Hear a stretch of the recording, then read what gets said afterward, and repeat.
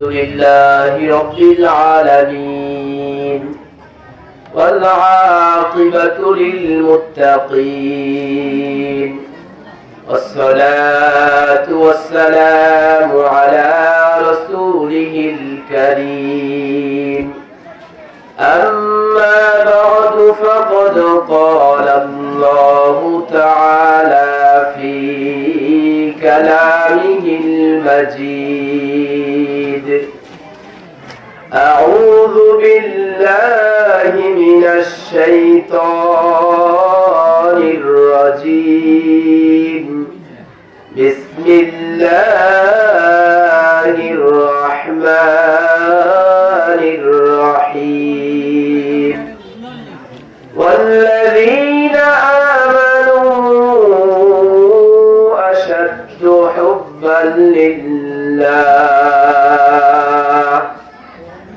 وقال رسول الله صلى الله عليه وسلم بلغوا عني ولو آية صدق الله العظيم وصدق رسوله النبي الكريم ونحن على ذلك لمن الشاهدين والشاكرين والحمد لله رب العالمين.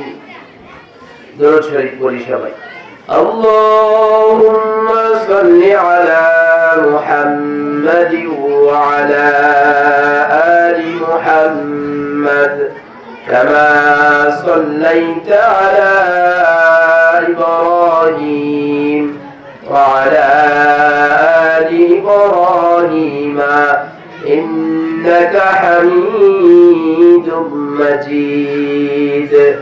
اللهم بارك على محمد وعلى آل محمد كما باركت على إبراهيم وعلى آل إبراهيم إنك حميد مجيد. দারুল উলুম আল ইসলামিয়া বন্যা মডেল মাদ্রাসা ও এতিমখানার উদ্যোগে পঞ্চম বার্ষিক ওয়াজ মাহফিলের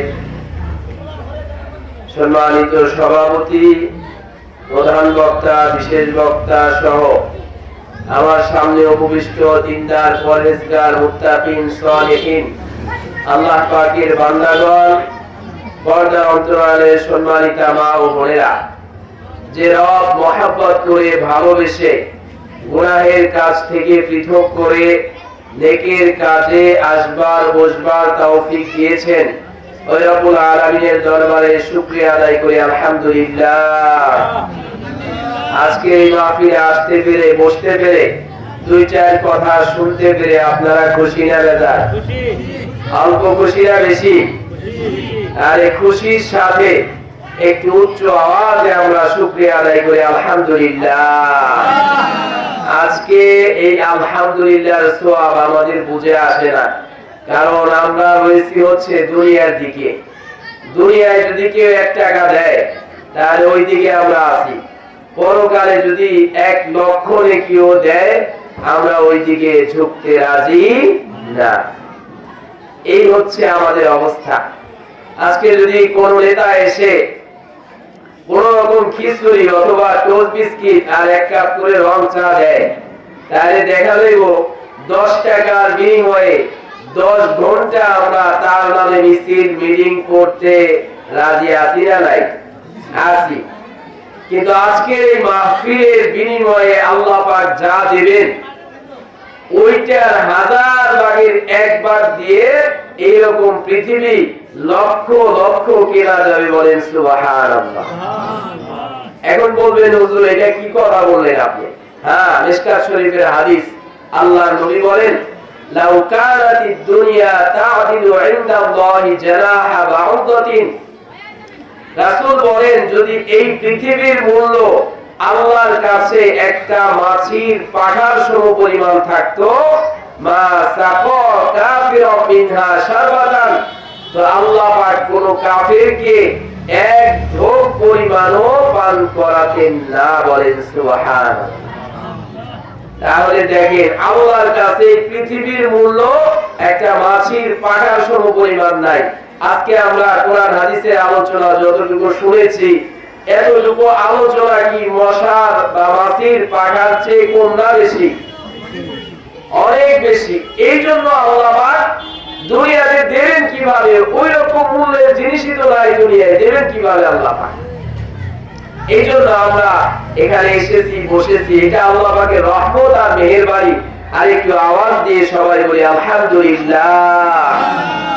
আমি একটি আয়াতের অংশ তেলাওয়াত করেছি। আল্লাহ পাক বলেন ওয়াল্লাযীনা আমানু আশাদ্দু হুব্বান লিল্লাহ, যারা ঈমানদার তারা সবচাইতে বেশি ভালোবাসে কাকে? আওয়াজ দিয়ে বলেন কাকে? আল্লাহকে। আজকে যদি বাংলাদেশে আপনি খুঁজতে যান, যারা মুসলমান দাবি করে, মুসলমানের সন্তান, সবাই বলবে আমি আল্লাহকে সবচেয়ে বেশি ভালোবাসি। বলবে কি বলবে না?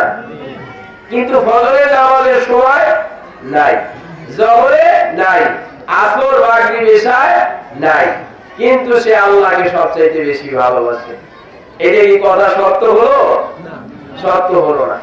কাজে কর্মে কথায় সবকিছু মিলবে যার, সেই হচ্ছে আল্লাহকে বেশি ভালোবাসে, বলেন সুবহানাল্লাহ। এখন একজন স্ত্রী ছিল, স্বামী বলছে যে আমি তো এক জায়গায় যাব, তাহলে আমার কাপড় চোপড় সুন্দর ভাবে ধুয়ে ধুয়ে রাখো, সকালবেলা আমি কাজ যাচ্ছি, দুপুরে এসে আমি সেইগুলো নিয়ে যাব। স্ত্রী বলে স্বামী তোমাকে আমি সবচেয়ে বেশি ভালোবাসি। তো স্বামী বলছে ঠিক আছে, কাপড় চোপড় ধুয়ে এরপর ইস্ত্রি করে রাখো, বা আমি তোমাকে সবচেয়ে বেশি ভালোবাসি। বলে ঠিক আছে, আইসা জানি আমি এগুলো রেডি দেখি। তো দুপুর বেলায় কাজ টাজ করে আসতে গোসল দিয়ে কাপড় চোপড় ধুইছো? বলে আমি তো ধুই নেই, কিন্তু আমি তোমাকে সবচেয়ে বেশি ভালোবাসি। ইস্ত্রি করছো? ধুই নেই আর ইস্ত্রি কি, কিন্তু আমি তোমাকে সবচেয়ে বেশি ভালোবাসি। এই ভালোবাসা যেই রকম আমরা নামাজ কালাম ইবাদত না করে মুখে মুখে শুধু আল্লাহকে ভালোবাসি, এটাও ওই রকম, ঠিক কিনা বলে? এই জন্য আল্লাহকে ভালোবাসে কারা? কতটুকু ভালোবাসা থাকলে আপনার আল্লাহকে ভালোবাসা হয়? পৃথিবীতে আজকে দেখেন সন্তানের কিছু হলে আমরা দেশ থেকে বিদেশেও চিকিৎসার জন্য নিয়ে যাই, যদি সামর্থ্য থাকে। সামর্থ্য না থাকে মানুষের কাছে চেয়ে হলেও বিদেশে নিয়ে চিকিৎসা করার ব্যবস্থা আমরা করি। কারণ কি? সন্তানকে ভালোবাসি, কিন্তু আল্লাহকে ভালোবাসি, সেই আল্লাহর বিধান পালন করতে পারি না। এইটা আমাদের জবানে একটা, কাজে আর একটা, মুনাফিকি ছাড়া কিছু না, কথা ঠিক কিনা? এজন্য আল্লাহর ভালোবাসা কেমন হবে? হযরত ইব্রাহিম আলাইহিস সালাতু ওয়াস সালামকে যখন নমরুদ আগুনের মধ্যে ফেলে দিল, চতুর্দিক থেকে বিভিন্ন জিনিস এসে বলতেছে আমরা তোমাকে সাহায্য করি। জিবরাইল আলাইহিস সালাতু ওয়াস সালাম এসে বলে আপনি যদি আমাকে বলেন এই যে আগুন জ্বালিয়েছে নমরুদ, এই আগুনকে আমি আমার পাখা দিয়ে বাড়ি দিলে সমস্ত আগুন কোথায় চলে যাবে কেউ খুঁজে পাবে না। ইব্রাহিম আলাইহিস সালাতু ওয়াস সালাম বলে আপনার সাহায্য আমার দরকার নাই, কারণ আপনি আমাকে সাহায্য করার জন্য এসেছেন। এই অবস্থায় যে আমি আছি আপনার চেয়েও আগে জানেন কে। সুতরাং আল্লাহ আমাকে সাহায্য করবে, তোমার সাহায্য আমি চাই না। বাতাস এসে বলতেছে ইব্রাহিম তুমি যদি বলো এই আগুনকে আমি বাতাস উড়িয়ে নিয়ে দূরে ফেলে দেব, তুমি শুধু একটু আমাদেরকে হুকুম করো। ইব্রাহিম আলাইহিস সালাতু ওয়াস সালাম বলে তোমাদের সাহায্য আমার লাগবে না, কারণ আমি সবচাইতে বেশি ভালোবাসি আল্লাহ তাআলাকে, এজন্য আমার বিপদেও সাহায্য করবেন কে?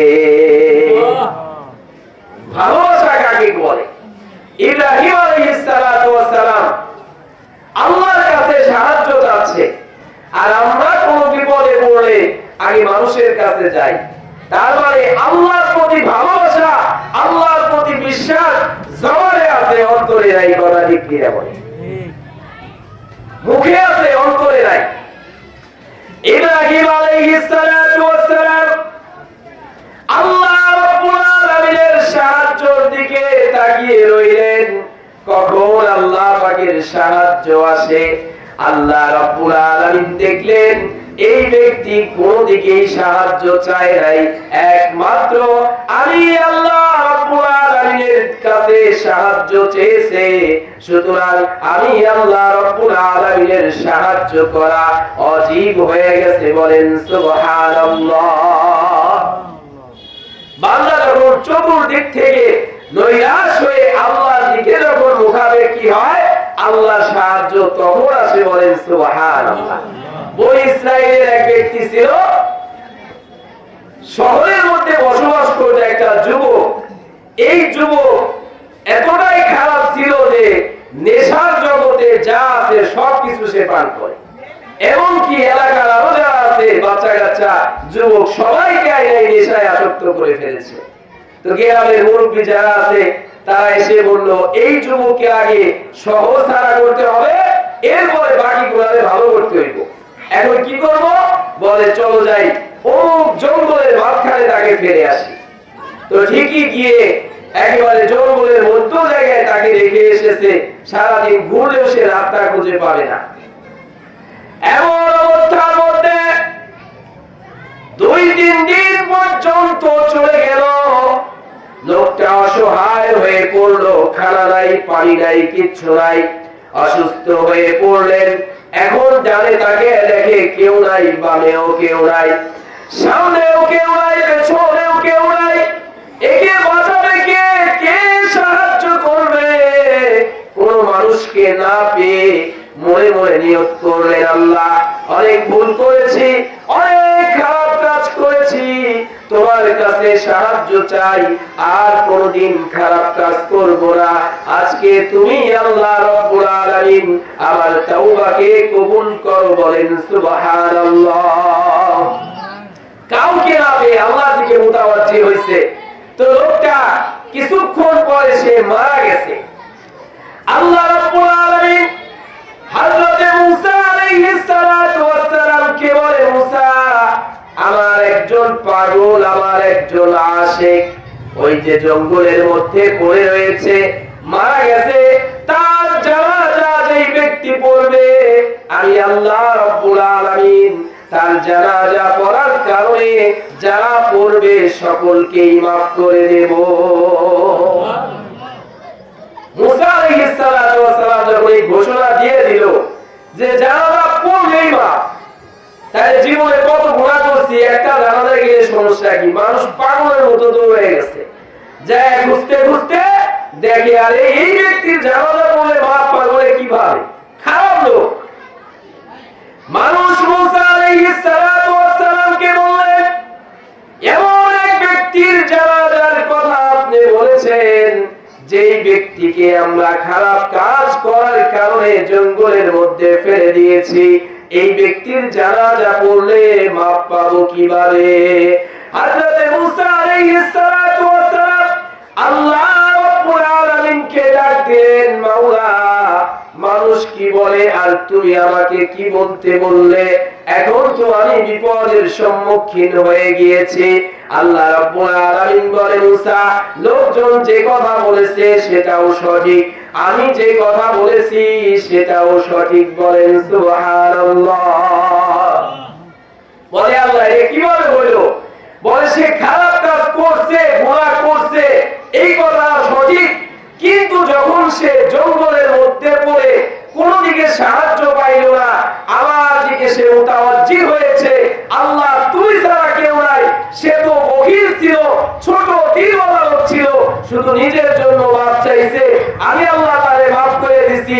সে যদি এই পৃথিবীর সমস্ত মুসলমানের জন্য মাফ চাইতো, আমি আল্লাহ তার তাওবার কারণে সবাইকে মাফ করে দিতাম। বলেন সুবহানাল্লাহ। এজন্য আল্লাহ রাব্বুল আলামিন তখনই মানুষকে সাহায্য করে যখন মানুষ দুনিয়ার সমস্ত কিছুকে দূরে ঠেলে একমাত্র আল্লাহর মুহাব্বত অন্তরে নিয়ে আল্লাহ তাআলাকে ডাক দেয়, আল্লাহ রাব্বুল আলামিন তখন তাকে সাহায্য করে। সুবহানাল্লাহ। ইব্রাহিম আলাইহিস সালাতু ওয়াস সালাম আগুনের মধ্যে পড়ছে। ইব্রাহিম নবীর কথা হলো, আল্লাহ আমারে দেখতেছে, আল্লাহ যদি জ্বালায় খুশি হয় আমি জ্বলে খুশি। বলেন সুবহানাল্লাহ। এজন্য অনেক বুজুর্গানে বলেছেন, জান্নাত ও দোজখ সে ইয়ার क्या करूं আরজু হাই মাই তুঝে দিখা কरूं। আল্লাহ কিসের জান্নাত কিসের জাহান্নাম, এই জান্নাতেরও দরকার নাই জাহান্নামেরও দরকার নাই। আমি ইবাদত করি তোমাকে পাওয়ার জন্য, আমি ইবাদত করি একমাত্র তোমাকে আমার আপন করার জন্য। এই জন্য জান্নাত চাই না জাহান্নাম চাই না, আমি একমাত্র চাই আল্লাহ তোমাকে। আল্লাহকে চাইতে হবে, আল্লাহর প্রেমে পাগল হইতে হবে। বনি ইসরাইলের এক রাখাল ছিল, জঙ্গলের মধ্যে দাঁড়িয়ে দাঁড়িয়ে বলতেছে, আল্লাহ তোমার যদি আমি পাইতাম তাহলে আমার ছাগলের দুধ দহন করে তোমারে খাওয়াইতাম। আল্লাহর কি খাওয়ার প্রয়োজন আছে? আল্লাহুস সামাদ, আল্লাহ সবকিছু থেকে অভাবে কি কোনো কিছুর প্রয়োজন নাই তার। আবার বলতেছে, আল্লাহ তোমারে যদি আমি পাইতাম তোমার মাথায় তেল দিয়া আমি চিরুনি কইরা দিতাম। এই সমস্ত কথা বলতেছে, এটা কিন্তু মুহাব্বতের কারণে ভালোবাসার কারণে বলতেছে। মুহাব্বতে পড়ে বলতেছে। এই অবস্থার মধ্য দিয়ে হযরতে মুসা আলাইহিস সালাতু ওয়াস সালাম পাশ দিয়ে যাচ্ছে। মুসা নবী শুনে বললেন, কি ব্যাপার, তুই আল্লাহরে খাওয়াইতে চাস, আল্লাহরে তুই মাথায় চিরুনি করতে চাস, তুই তো আল্লাহর সাথে শিরিক করতেছস, আল্লাহর আকার আকৃতি নিয়ে কথা বলতেছস। এই কথা বলে বলে বলে ওই রাখালকে একটা ধমক দিয়েছে। ধমক দেওয়ার সঙ্গে সঙ্গে আল্লাহর সাথে আর বান্দার সাথে যে একটা মুহাব্বতের প্রেম হইতেছিল, ওই প্রেমের রশি ছিঁড়ে গেছে, সামনের দিকে পাগলের মতো দৌড় দিতে। বলেন সুবহানাল্লাহ। আল্লাহ রাব্বুল আলামিন বলতেছে মুসা নবীকে, মুসা আমার থেকে যেই বান্দা দূরে গেছে, যেই বান্দার অন্তরে আমার মুহাব্বত আর ভালোবাসা, যেই বান্দার মধ্যে আমার মুহাব্বত আর ভালোবাসা নাই, ওই বান্দাকে আমার সাথে জড়িয়ে দিলা। তুমি কেন আমার মুহাব্বতের বান্দাকে আমার থেকে দূরে ঠেলে দিলা? হযরত মুসা আলাইহিস সালাতু ওয়াস সালাম বেহুশ হয়ে গেলেন। কি ব্যাপার, এই রাখালের কথার মধ্যে এমন কি কথা রয়েছে যেই কথা রব্বুল আলামিন ভালোবাসেন, আল্লাহর কাছে ভালো লেগেছে? আবার মুসা আলাইহিস সালাতু ওয়াস সালাম দৌড়াইতে লাগলেন। গিয়ে দেখে জঙ্গলের এক কিনারে রাখাল বসে বসে কান্না করতেছে। গিয়ে বললেন, রাখাল তুমি যেই কথা বলতেছিলে ওই কথাগুলি আল্লাহ রাব্বুল আলামিনের কাছে বড় বড় মুহাব্বত, বড় ভালো লেগেছে, ওই কথাগুলো আবার তুমি বলো। রাখাল বলতেছে, এখন যদি আমি ওই কথা বলি আমি তো কাফের হয়ে যাব। বলে, তাহলে ওই সময় কেন তুমি বললা? বলে, ওই সময় আল্লাহর সাথে আমার সাথে এমন একটা মুহাব্বতের জায়গায় ছিলাম, আমি তো আল্লাহর নূরের চতুর্পাশ দিয়ে ঘুরতেছিলাম, আল্লাহর সাথে দেখা হবে, আল্লাহকে দেখবো, এমন সময় তুমি আমাকে ডিস্টার্ব করেছো। এই জন্য ওই অবস্থা আমার এখন নাই। এই অবস্থায় আমি ওই কথাগুলো বললে আমার ঈমান থাকবে না। এজন্য কবি বলেন, মিয়াবে আসে তোমার সুখ রমজনিস, কিরামান কাতিবিরা নাম খবর নিস। বান্দার সাথে আল্লাহর সাথে কি মুহাব্বত হয়, দুই কাদের ফেরেশতাও তা জানে না।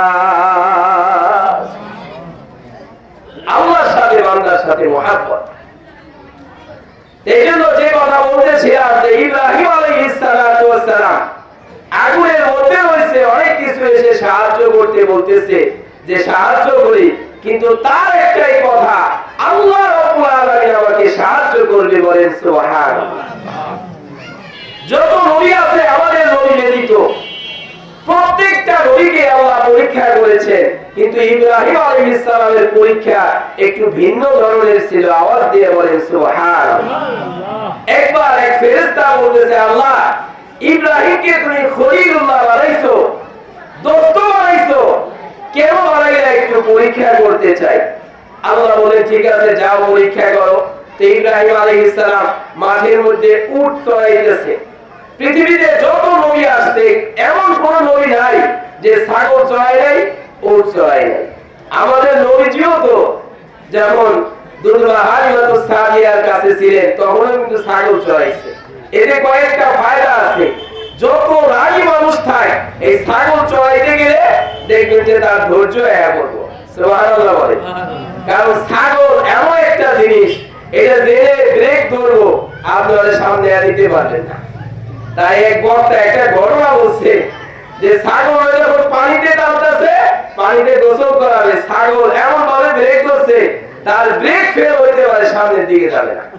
বলছে এই যে ছাগলের সামনের দিকে টানতেছেন যায় না কে? ছাগলে বোঝায় আমি কি মাপবার যে আমি তোর আগে আগে হেঁটে যাবো, আবার পিছন দিক থেকে ধাক্কাইবেন তাও যাইবো না। তখন আমি কি কানা যে আমার ধাক্কাই নিতে হইব তোর?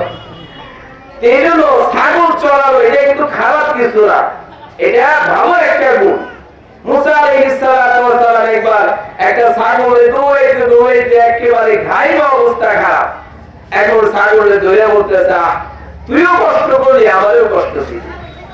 এই যে ধৈর্য, আল্লাহ রাব্বুল আলামিন নবীদেরকে এমনিতেই 40 বছরের নবুয়ত দেন, আল্লাহ কিন্তু দিতে পারতেন।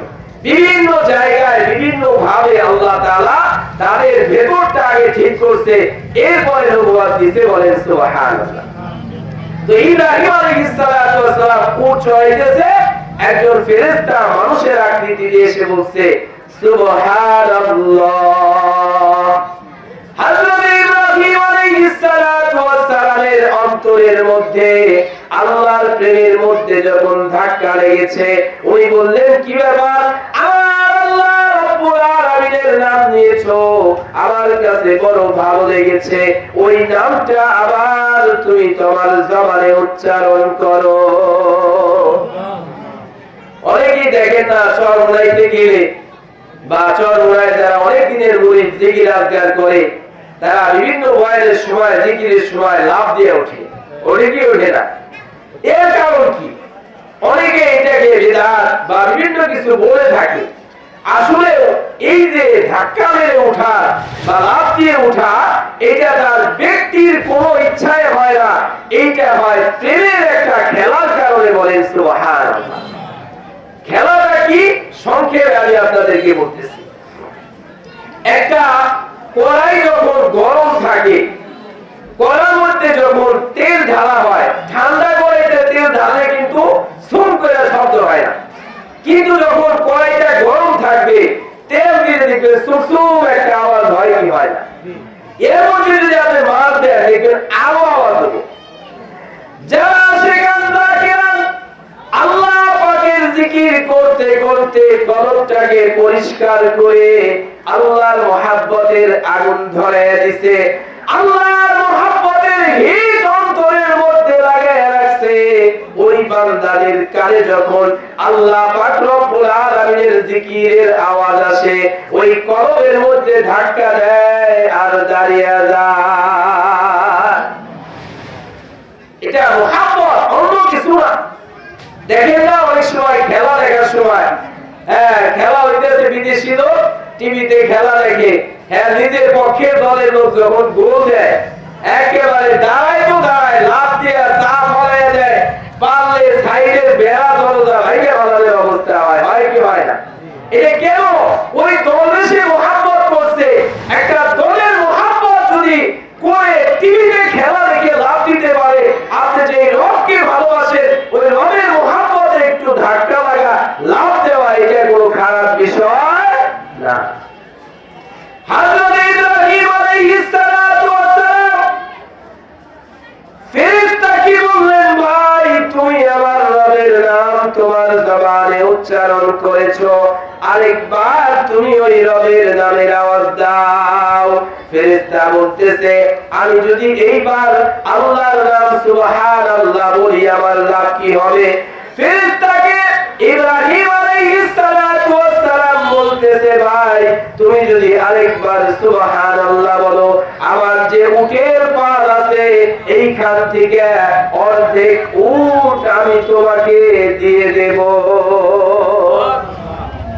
আমরা তো আল্লাহর নামের আওয়াজ শুনে একবার সুবহানাল্লাহ অনেকে বলতে পারি না।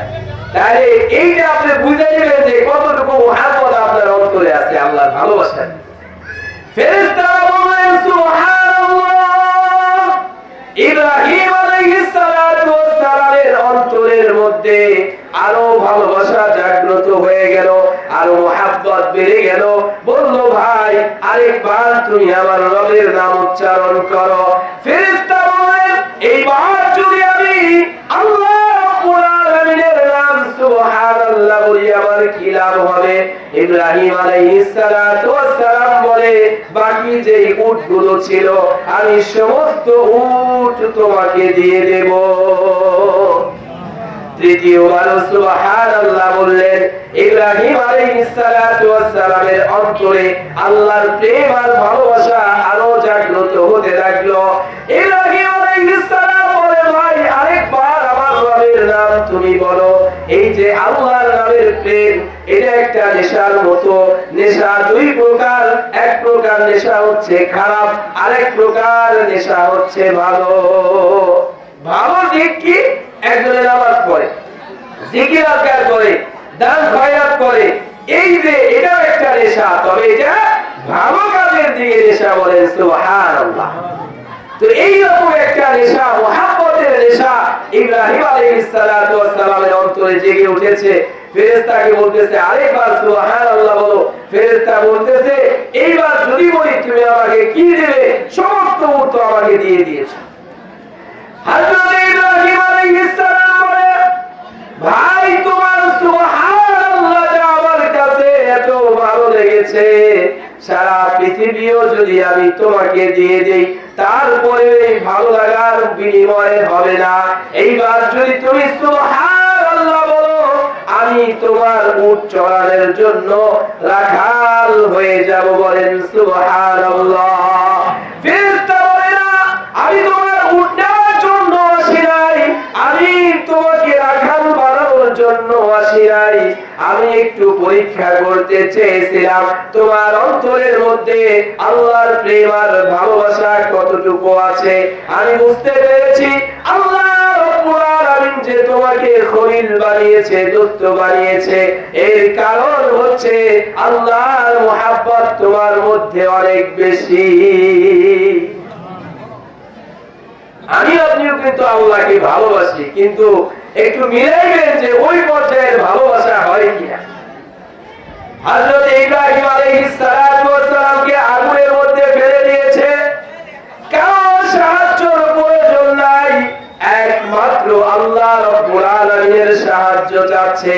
আল্লাহ রাব্বুল আলামিন কোরআনুল কারীমের আয়াত নাযিল করে বললেন কুলনা ইয়া নারু কুনি বারদান ওয়া সালামান আলা ইব্রাহিম। বান্দা যখন আল্লাহর জন্য হয়ে যায় আল্লাহ রাব্বুল আলামিনও বান্দার জন্য হয়ে যায়। এইজন্য এক কবি বলেন আউলিয়া ने लखमरी दौराते दुनिया पे जब आखरी पैरों पे उनकी सारी दुनिया सबके सब। बांदा যখন দুনিয়ার সমস্ত কিছুকে ছেড়ে দুনিয়াকে লাথি মেরে আমি আল্লাহর কদমকে জড়িয়ে ধরবে, আমি আল্লাহকে পাওয়ার জন্য আগ্রহী হবে, আমি আল্লাহ রাব্বুল আলামিন সারা পৃথিবীকে তার পায়ের তলায় দিয়ে দেব। তো ইব্রাহিম আলাইহিস সালাতু ওয়াস সালামের ব্যাপারে আল্লাহ বলেন আগুন এমন শীতল হয়ে যা যেন ইব্রাহিমের ঠান্ডাও না লাগে আবার গরমও না লাগে। আওয়াজ দিয়ে বলেন সুবহানাল্লাহ। আর এই জন্য আল্লাহর মুহাব্বত যার ভেতরে আছে তাকে আগুন বলেন দুনিয়ার যত কিছু বলেন কোনো কিছুই তাকে দমাইতে পারবে না, তাকে শেষ করতে পারবে না। আরেকবার আওয়াজ দিয়ে বলেন সুবহানাল্লাহ। এইরকম পরীক্ষা যদি আমাদের জীবনে আসে, আমরা কিন্তু সেই পরীক্ষায় পাস করব না। কারণ শীতের দিনে ফজরের নামাজই পড়তে পারি না, আর বিপদ আপদ বালা মুসিবত আসলে সেই রকম মহাব্বত আমাদের ভেতরে নাই। যদি কারো সন্তান মারা যায়, কথার কথা, তখন কিন্তু অনেকে আছে আল্লাহর পর্যন্ত গালাগালি পারে কি পারে না? হ্যাঁ, চাওয়ার সময় আল্লাহর কাছে চায়, আল্লাহ সন্তান হয় না, তুমি দেওয়ার মালিক, একটা সন্তান দাও। তো আল্লাহ দিচ্ছে, আল্লাহ নিয়ে গেছে, তো আবার গালাগালি আসে থেকে আবার চান, আবার দিবে আল্লাহ। এই জন্য মুহাব্বত তখনই বোঝা যাবে যখন পরীক্ষার সম্মুখীন হবে। হযরত ইব্রাহিম আলাইহিস সালাতু ওয়াস সালাম প্রায় 80 বছর হয়ে গেছে, কোনো সন্তান হয় না। আল্লাহর কাছে দোয়া করলেন, আল্লাহ তুমি আমাকে সন্তান দান করো। আল্লাহ রাব্বুল আলামিন সন্তান দান করলেন, তার নাম হচ্ছে হযরতে ইসমাঈল আলাইহিস সালাতু ওয়াস সালাম। ইসমাঈল আলাইহিস সালাতু ওয়াস সালাম যখন ছোট, আল্লাহ রাব্বুল আলামিন ইব্রাহিম আলাইহিস সালাতু ওয়াস সালামকে পরীক্ষা করতে চাইলেন, দেখি ইসমাঈলের মুহাব্বত, সন্তানের মুহাব্বত তার বেশি নাকি আমি আল্লাহ তাআলার মুহাব্বত তার ভেতরে বেশি। আল্লাহ বললেন, ইব্রাহিম ওই শিশু ইসমাঈলকে এবং তার মা হাজেরাকে ওই মক্কার মরুভূমিতে, যেখানে পানি নাই, যেখানে খাবার নাই, ওখানে রেখে আসো। দেখি আমার হুকুম তোমার কাছে সবচাইতে বড় নাকি তোমার সন্তানের মুহাব্বত। আল্লাহর আদেশ, ইব্রাহিম আলাইহিস সালাতু ওয়াস সালাম তার স্ত্রী হাজেরা এবং ইসমাঈল আলাইহিস সালাতু ওয়াস সালামকে নিয়ে চলে গেলেন মরুভূমির মধ্যে, মক্কার পাশে রেখে আসতেছে। হামাদান হাজেরা আলাইহিস সালাম বলে, স্বামী গো, মরুভূমির মধ্যে যেখানে কোনো পানির ব্যবস্থা নাই, খাবারের ব্যবস্থা নাই, এখানে আপনি আমাদেরকে রেখে কোথায় যাচ্ছেন? ইব্রাহিম আলাইহিস সালাতু ওয়াস সালাম পেছন দিকে তাকায় না, বারবার ডাক পড়ে। এক পর্যায়ে হাজেরা আলাইহিস সালাতু ওয়াস সালাম বললেন, স্বামী গো, বুঝতে পেরেছি এটা হয়তো আল্লাহর বিধান হবে, যেহেতু আল্লাহ রাব্বুল আলামিন মরুভূমির মধ্যে মরুবাসে দিতে বলেছেন, সুতরাং আমাদের খাবারের ব্যবস্থা, পানির ব্যবস্থা আল্লাহ রাব্বুল আলামিন করবে। দেখেন কত বড় পরীক্ষা। আপনার সন্তানকে যদি, এখন তো আর ওহি আসবে না, কথার কথা, যে একটা ছেলে আপনার রেখে আসতে বলছে যমুনা নদীর মাঝখানে একটা বুড়ার মধ্যে, ভেলার মধ্যে রেখে আসতে বলছে, আমি আপনি কি রেখে আসতে পারবো? অতটুকু মহাব্বত হয় না, এগুলো রেখে আসতে পারি না। এই যে দেখেন একটা পরীক্ষায় পাস করলো, এর চেয়েও বড় পরীক্ষা করেছেন আল্লাহ রাব্বুল আলামিন। বলেন, ও ইব্রাহিম, তোমাকে আমি যা দিয়েছি তার মধ্যে যেই জিনিসটা তোমার কাছে সবচাইতে বেশি প্রিয়, ওই জিনিসটাকে তুমি আমার রাস্তায় কুরবানি করে দাও। সুবহানাল্লাহ, কুরবানি করে দাও। হযরত ইব্রাহিম আলাইহিস সালাতু ওয়াস সালাম চিন্তা ভাবনা করে দেখলেন যে আমার কাছে সবচাইতে প্রিয় এবং মুহাব্বতের হচ্ছে আমার ছেলে ইসমাঈল আলাইহিস সালাতু ওয়াস সালাম। একদিন দুই দিন না, একাধিক দিন আল্লাহ রাব্বুল আলামিন স্বপ্নে দেখাইছে, তাইলে আমার এই ছেলেকে আল্লাহ কুরবানি করতে বলতেছে। সুবহানাল্লাহ বলেন, কত বড় পরীক্ষা! আল্লাহর মুহাব্বত কতটুকু ইব্রাহিম আলাইহিস সালাতু ওয়াস সালামের ভিতরে, এই ঘটনা খেয়াল করলেই পাবেন ইনশাআল্লাহ।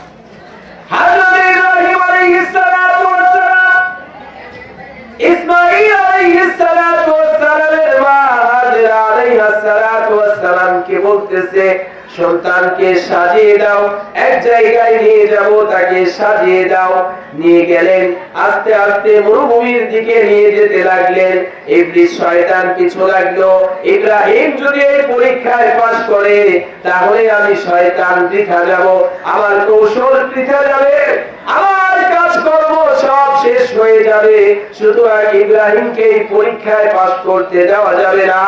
অনেক অনেক কুমন্ত্র দিতে লাগলো। কিন্তু ইব্রাহিম আলাইহিস সালাতু ওয়াস সালাম বুঝতে পারলেন এখানে শয়তান আমার পিছু লেগেছে, আল্লাহর মহব্বত আমার কাছে বেশি, সুতরাং শয়তানের কথা আমি শুনবো না, আল্লাহর আদেশ পালন করে আল্লাহর মহব্বত আর ভালোবাসার বহিঃপ্রকাশ করব। বলেন সুবহানাল্লাহ। নিয়ে গেলেন ইব্রাহিম আলাইহিস সালাম ইসমাঈল আলাইহিস সালামকে মরুভূমির মধ্যে নিয়ে গিয়ে আল্লাহর হাবিব আল্লাহর খলিল ইব্রাহিম আলাইহিস সালাতু ওয়াস সালাম ইসমাঈল আলাইহিস সালাতু ওয়াস সালামকে শুয়াইলেন, চোখ বেঁধে দিলেন, এরপরে ছুরিও চালাইছে। সুবহানাল্লাহ বলেন। এরপরে কি পরীক্ষার আর কোনো কিছু বাকি আছে? যখন ছুরি চালাইছে আল্লাহ রাব্বুল আলামিন জিবরাইল আলাইহিস সালাতু ওয়াস সালামকে বললেন, জিবরাইল আমার খলিল আমার পরীক্ষায় পাস করেছে, তার সন্তানের চেয়ে আমার মহব্বত তার ভেতরে বেশি, এটার প্রকাশ সে করেছে। যাও যাও চলে যাও, জান্নাতে একটা দুম্বা নিয়ে গিয়ে তার ওই ছুরির নিচে দিয়ে দাও আর বলো লাব্বাইক আল্লাহুম্মা লাব্বাইক। ফেরেশতা এসে তার ছুরির নিচে দুম্বা ধরলেন, দুম্বা জবাই হয়ে গেল। ইসমাঈল আলাইহিস সালাতু ওয়াস সালাম জবাই হলো না। এই যে দেখেন আল্লাহ রাব্বুল আলামিনের মহব্বত আর ভালোবাসা কতটুকু। এই রকম ভালোবাসার পাত্র যদি আমরা হতে পারি, যে কোনো বিপদে আপদে যে কোনো ক্ষেত্রে রব্বুল আলামিন আপনাকে ঠকাবে না।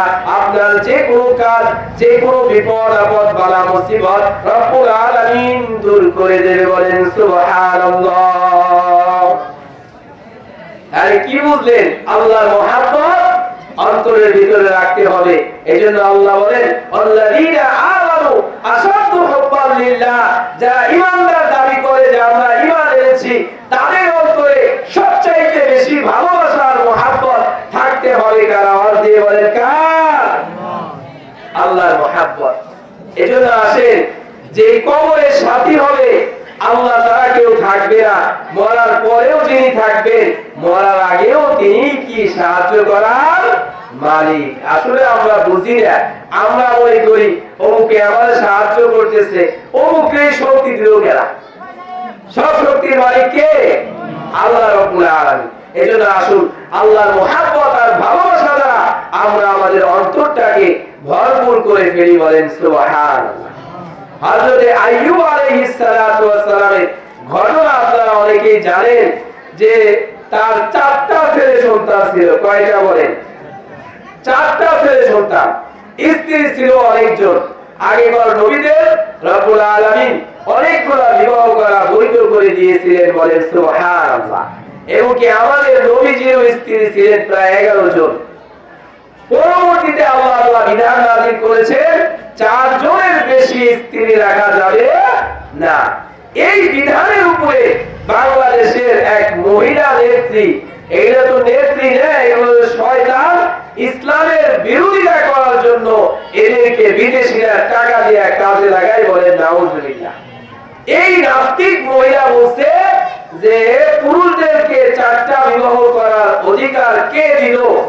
এই বিধান দ্বারা কি আল্লাহ ভুল করছে? নাউজুবিল্লাহ বলবেন না? তাহলে এই বিষয়ে আমাদের কি বুঝ? দেখেন কিয়ামতের আগে একজন পুরুষ থাকলে প্রায় 50 জন নারী থাকবে। তাহলে একজন পুরুষ যদি একজন মহিলাকে বিবাহ করে, বাকি মহিলারা কি দোষ করলো? এই জন্য আল্লাহ পাকের প্রত্যেকটা বিধান আল্লাহ রাব্বুল আলামিন বান্দার উপকারের জন্য করেছেন। বলেন সুবহানাল্লাহ। তো আইয়ুব আলাইহিস সালাতু ওয়াস সালামের 4টা ছেলে ছিল। একটা ঘরের নিচে পড়তেছে, হঠাৎ করে এই ঘরের ছাদ ভেঙে 4টা সন্তানই মারা গেছে। 4টা ছেলে সন্তানই মারা গেছে। ইবলিস শয়তান আইয়ুব আলাইহিস সালাতু ওয়াস সালামের কাছে এসে বলতেছে, আইয়ুব তোমার 4টা ছেলে মারা গিয়েছে, পৃথিবীতে আল্লাহ রাব্বুল আলামিন আর কাউকে দেখলেন না, শুধু তোমার 4টা ছেলেকেই বুঝি দেখলেন। হযরতে আইয়ুব আলাইহিস সালাতু ওয়াস সালাম বলেন আলহামদুলিল্লাহ। আলহামদুলিল্লাহ বলতে কেন?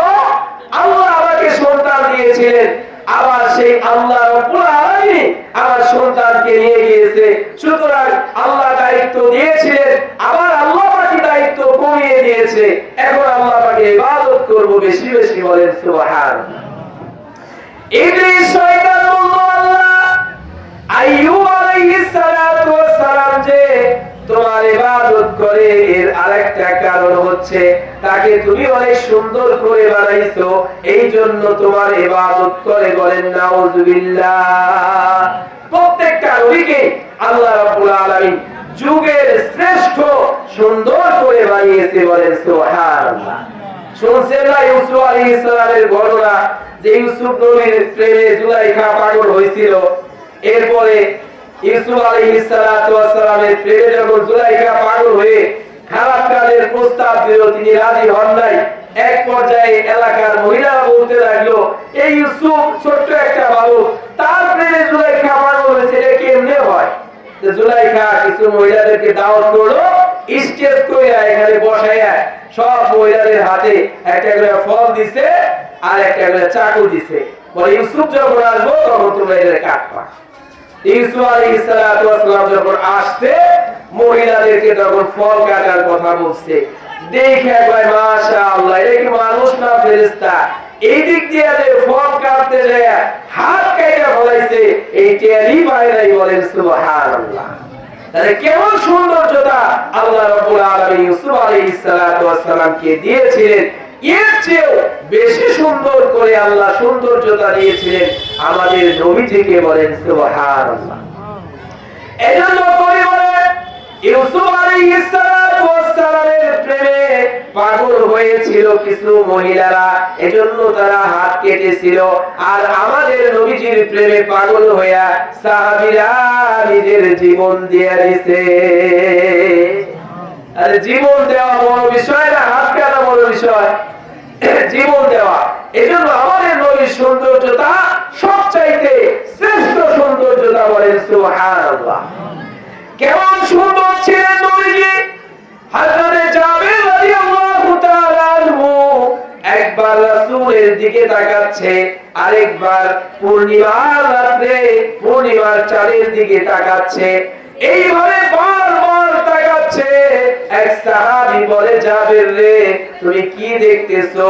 বলে, একবার দুনিয়ার চাঁদ দেখি মুহাম্মদুর রাসূলুল্লাহর চেহারা, আরেকবার দেখি আকাশের চাঁদের দিকে। সাহাবী বললেন, জাবের রে কি বুঝতে পারলে? বলে, বুঝতে পারলাম আকাশের চাঁদের মধ্যে নুকতা আছে, দাগ আছে, কিন্তু দুনিয়ার চাঁদ মুহাম্মদুর রাসূলুল্লাহ সাল্লাল্লাহু আলাইহি ওয়াসাল্লামের চেহারা মুবারকের মধ্যে কোনো দাগ নাই। এজন্য আল্লাহ রাব্বুল আলামিন সর্বশ্রেষ্ঠ সৌন্দর্যতা দিয়েছিলেন আমাদের নবীকে। একটা রিওয়ায়াত আছে, রাসূলের দুধমা হালিমাতুস সাদিয়া উনি একদিন আসছে নবীজির মা আমিনার কাছে, এসে বলতেছে, আমিনা, আমি আমার জীবনে যত শিশু দেখছি মুহাম্মদের চেয়ে সুন্দর আমি কাউকে দেখি নাই। সুবহানাল্লাহ বলবেন না? হযরতে আমিনা বলেন, হালিমা, তুমি আর কয়টা শিশু দেখেছো? কয়টা জায়গায় ভ্রমণ করেছো, ঘোরাফেরা করেছো? আমি তো সম্ভ্রান্ত পরিবারের মেয়ে, আমি অনেক জায়গায় ঘুরেছি, অনেকের সন্তান দেখেছি, আমার সন্তান মুহাম্মাদের চেয়ে সুন্দর আমি কাউকে দেখি না। পাশেই ছিল নবীজির দাদা আব্দুল মুত্তালিব। আব্দুল মুত্তালিব ডাক দিয়ে বলে, ও হালিমাতুস সাদিয়া, তোমরা আর কয়টা জায়গা ঘুরেছো? আমি ব্যবসার উদ্দেশ্যে বিভিন্ন দেশে যাই, অনেকেই সন্তান নিয়ে আসে, আমার কাছ থেকে ফু নিয়ে যায়, হাত বুলিয়ে দেই আমি তাদেরকে। আমার কাছে যত সন্তান এসেছে, হজের সময় যত সন্তান আমার কাছে নিয়ে এসেছে, আমি আমার জীবনে যত শিশু দেখেছি, আমার নাতি মুহাম্মাদের চেয়ে সুন্দর কাউকে দেখি না। হযরতে জিবরাইল আলাইহিস সালাতু ওয়াস সালাম পাশেই ছিল।